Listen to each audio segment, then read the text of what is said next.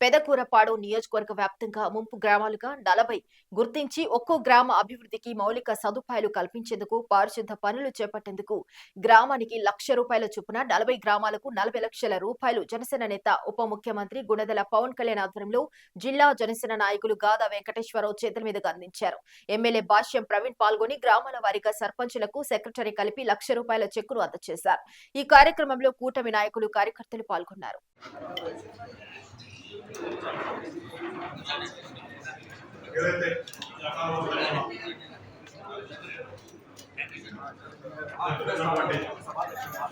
గ్రామ పంచాయతీలన్నిటి కూడా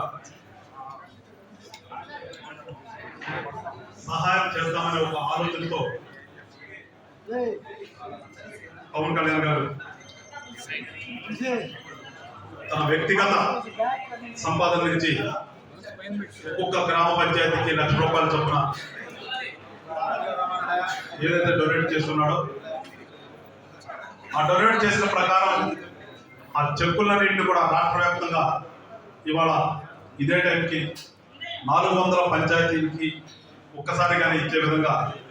పార్టీ తరఫు నుంచి కార్యక్రమాన్ని ఏర్పాటు చేసిన దానికి ఇవాళ మనం అందరూ కూడా ఇక్కడ